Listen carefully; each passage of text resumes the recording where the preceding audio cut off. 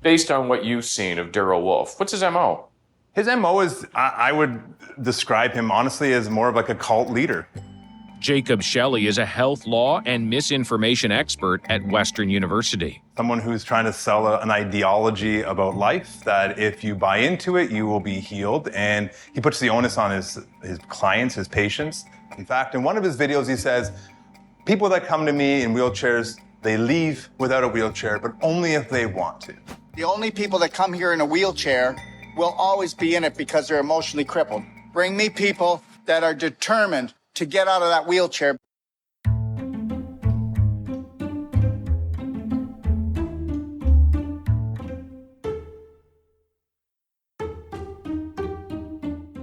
Say hallelujah, brothers and sisters. The cure has arrived. Just one bottle of this snake oil will cure cancer, eliminate pneumonia, and restore your youth. Just one bottle. Step up now and buy one for yourself and maybe a friend or spouse. They'll be grateful you did. I'm Jim Grinstead, and today we're talking about scam medicines. Treatments that promise one thing, but deliver nothing but the heartburn over the money you wasted.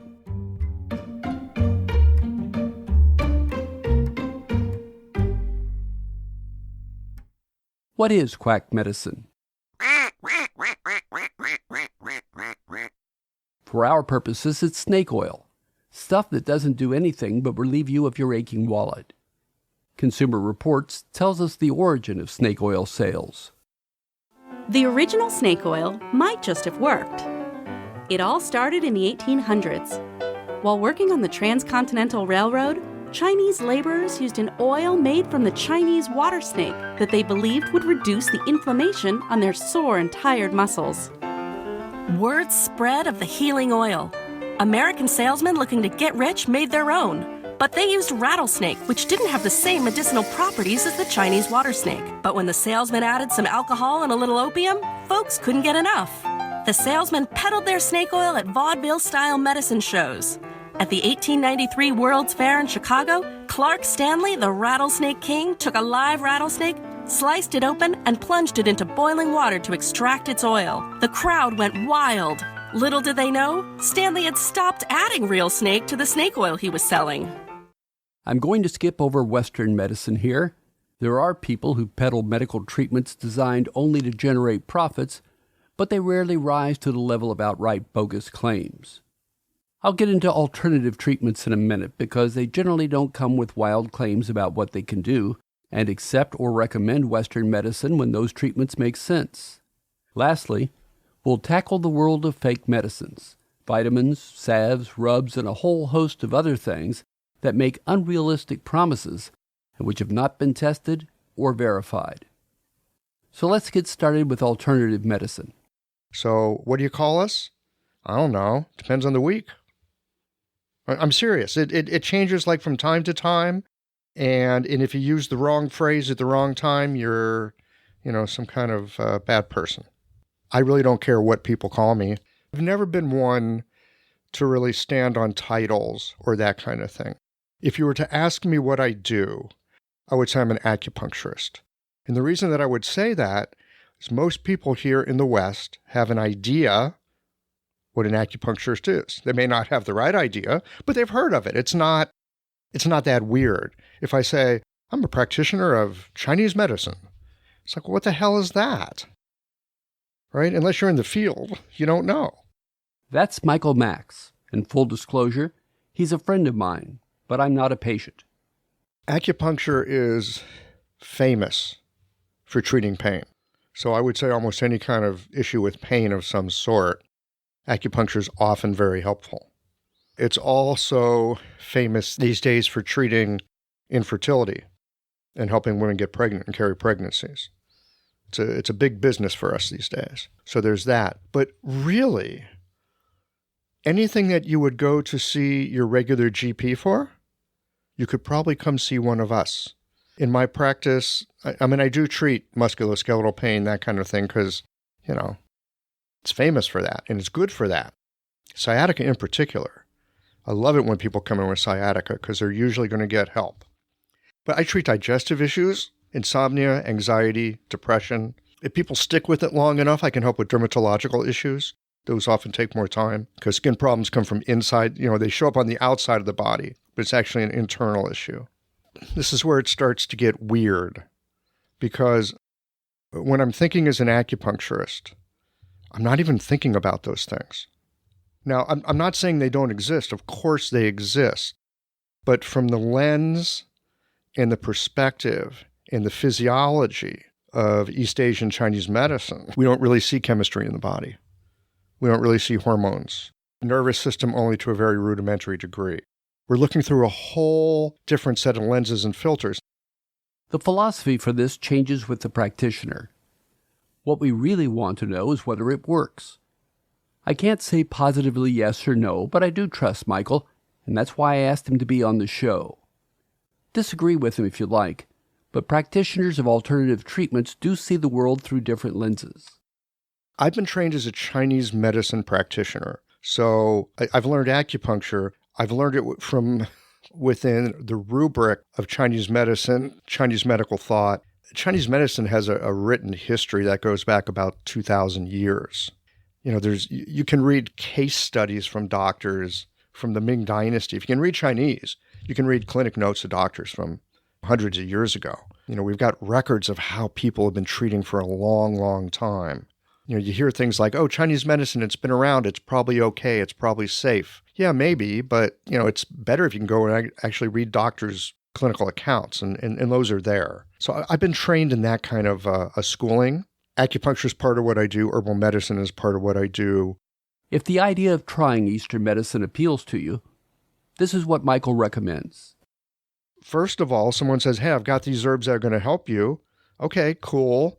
What's your background? What's your training? Well, I saw this thing on the internet, or, oh, my cousin told me, or, whatever. If you're talking to someone who has spent some years of their life looking into it, I spent a couple of years in Asia studying herbs. I got really into it. I was really curious. Does it mean I'm a great herbalist? I don't know. I can help people to some degree, but I put some time into it. I got time in the boat. I wouldn't say that because I've studied it for a long time that makes me super skilled. It just means I'm studied. Hopefully I'm skilled. But the thing you want to find out is have they actually studied it? Where did they get that knowledge? Did they read it in a book? Okay, what book did they read? Have they corroborated that with reading other books? Are they somewhat scholarly? Or are they just looking to make some money? I'm not a bone setter, so, out of my wheelhouse. If I broke my bone, I'm going to the ER, let me tell you. Hit me up with some painkillers and set that thing. Pin it if you need to. That's out of my wheelhouse as a Chinese medicine practitioner. But I'll tell you where I can help. Well, Chinese medicine can help that wound to heal faster, and it can help the bone to heal faster. So I'm making a claim here. Where does that come from? It comes from having patients who have broken bones, giving them some herbs. Their doctors aren't going to do like an extra monitoring. But sometimes we hear anecdotal comments from the Western medicine profession with things like, man, you're healing really well. I've had patients say, well, for someone your age, you're healing up pretty fast. Now, is that from the herbs, Jim? Or is it just that person happens to be vital? I honestly don't know. It's time now to move on to the scoundrels of the world. Those who promise everything, but deliver nothing. At least nothing that's been proven effective. Things like belly button healing. I had a pain in my neck from doing deep tissue. I couldn't move my neck, and I had my son work on it. And then I went and I did my belly button healing, and guess what? It let go just like that. That's Dr. Darrell Wolfe, the self-proclaimed doctor of detox, saying that a device that looks like a giant letter T is what released the energy from his belly button and removed his neck pain. Your belly button is what we call the button that releases everything. It releases your energy. It's the middle of your core, which is everything. Back when I was about 31 years old, I had a vasectomy. I had like 5 years of pain after that. Any type of pain in the pelvic region is inflammation and scar tissue. Well, I will tell you something. When I first started using this therapy, I could actually feel the same pain that I suffered for 5 years. After 10 days, I was able to go deeper, deeper, deeper, until I was actually going into my belly button about 3 to 4 inches. I no longer feel that pain anymore. Understand this. For me, the belly button therapy is essential, but it's my friend. Well, I had a vasectomy when I was younger, and a few days of rest and a couple of bags of frozen peas got me back on my feet. Okay, I limped for a few days, but at no time did I stick my finger into my belly button for relief. Oh, and in case you're wondering, I'm an innie. He formerly practiced in Canada, but some bad press sent him out of the country. He now works in Mexico with his doctorate in natural medicine. Try his stuff if you like, but be sure to read his policy on product returns. It says, our policy lasts 30 days. If 30 days have gone by since your purchase, unfortunately we can't offer you a refund or exchange. To be eligible for a return, your item must be unused and in the same condition that you received it. It must also be in the original packaging. In other words, if you try it, you're stuck with it.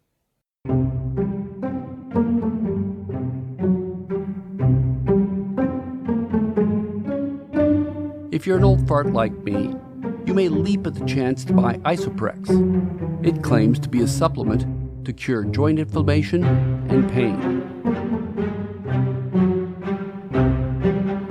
Its advertisements read, stop doing this one thing and cut your chance of an early joint replacement by half.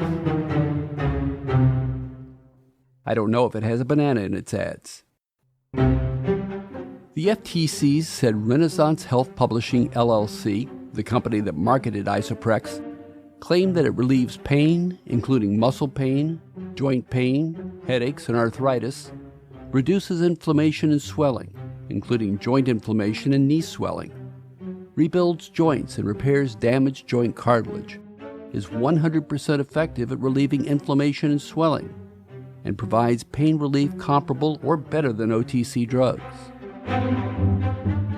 The FTC alleged the defendants falsely claimed to have tests and studies to back up their product claims and failed to disclose the endorsers appearing in their Isoprex ads were either compensated for their testimonials or were company employees and their relatives.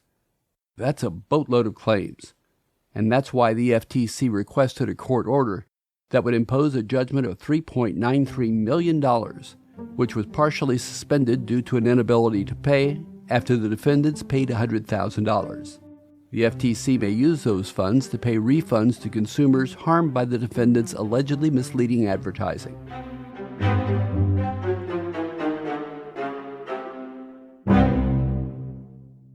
It's worth taking some time here to discuss the difference between a supplement and a medicine.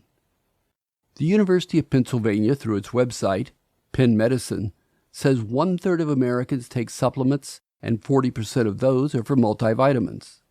The most common supplements are fish oil, omega-3, DHA, or EPA fatty acids.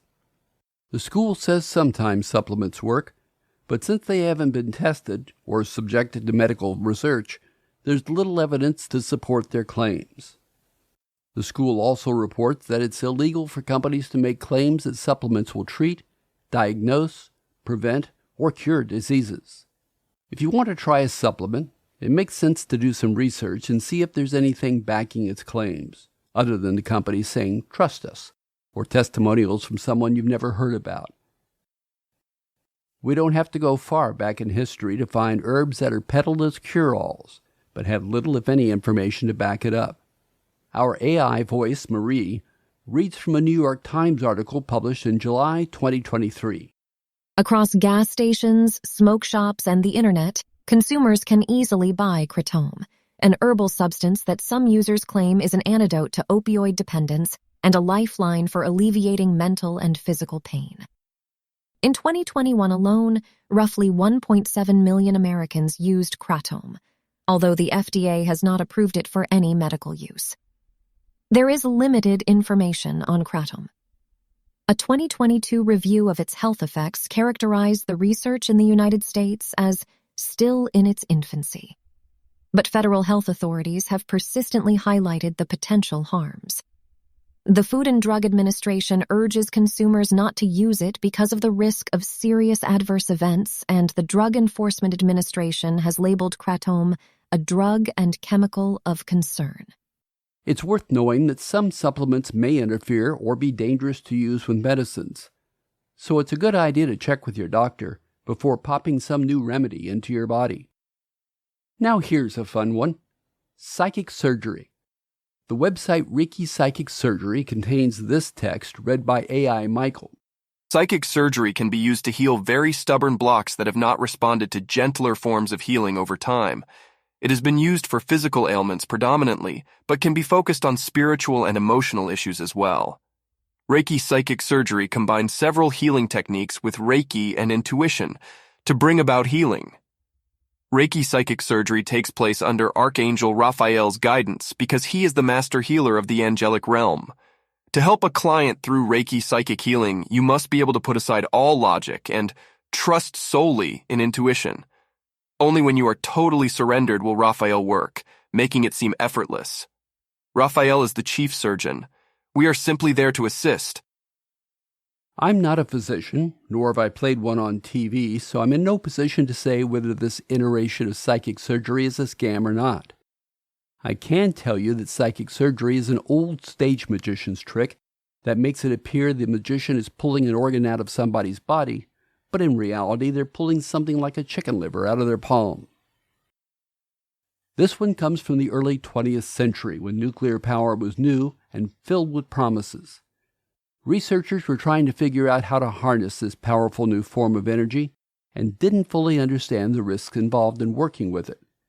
Scammers, however, knew exactly what to do with it. Turn it into a cure-all and sell it to the masses.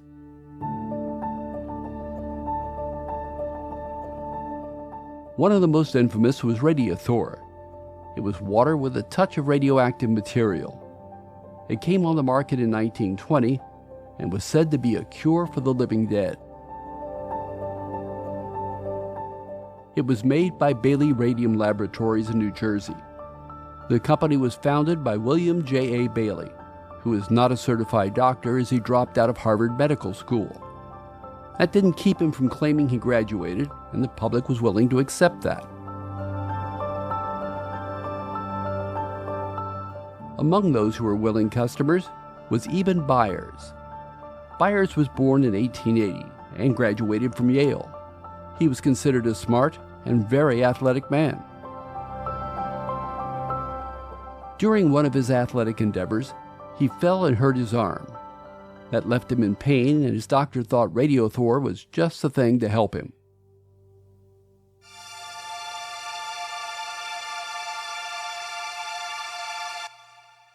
The prescription was for a small spoonful a day. It's believed the placebo effect led Byers to feel better, and he began to take more of the radioactive water. And by more, I mean up to 3 bottles a day.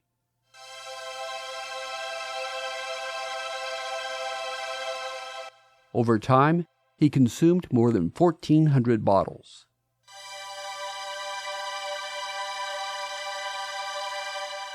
In 1931, he got a jaw-dropping surprise. The prize was that his jaw literally dropped. It fell from his face because the radiation had destroyed the bone. The radiation had also destroyed nerves and other tissues, so he didn't have pain from the unseen damage. He died in 1932 at age 51. When his body was exhumed years later for research, it was still highly radioactive.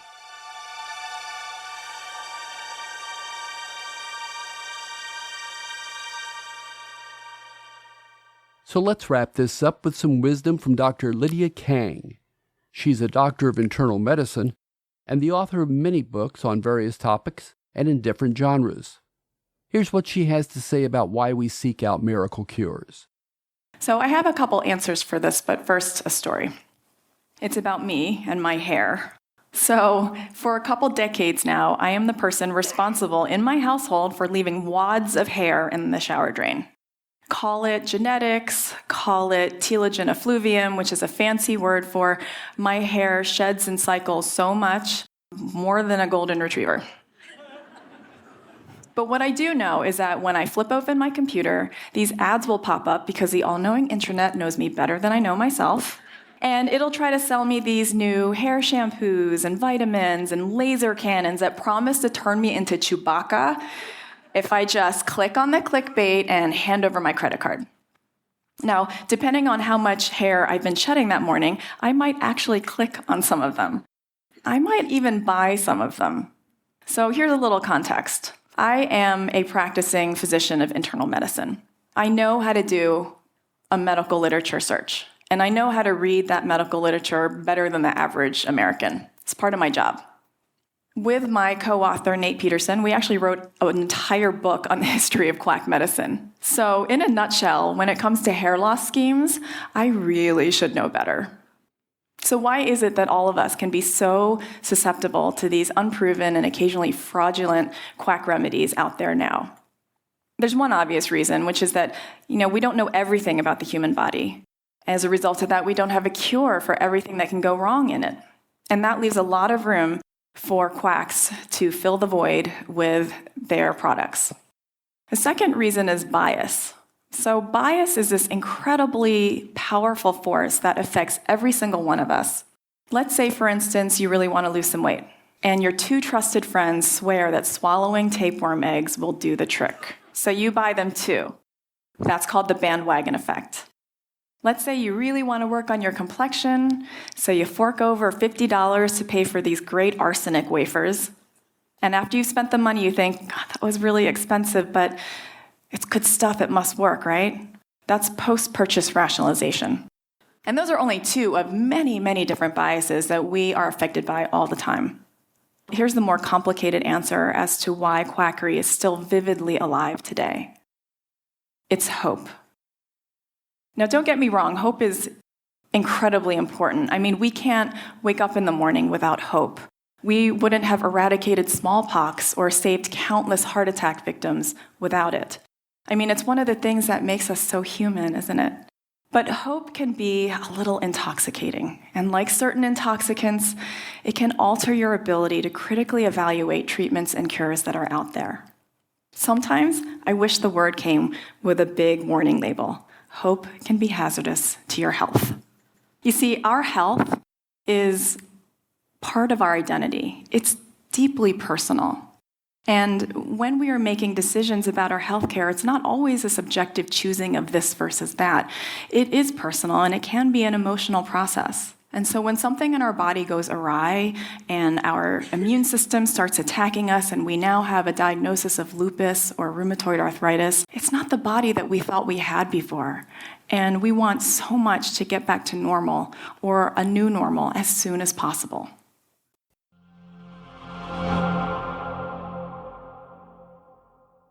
If you enjoy the podcast, please help us out by telling your friends and encouraging them to listen.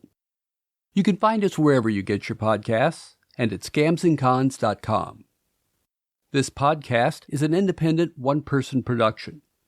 If you'd like to support the program, please go to scamsandcons.com and make a pledge of as little as $3 a month. It helps cover the cost of new episodes, and that's greatly appreciated. Thanks for listening.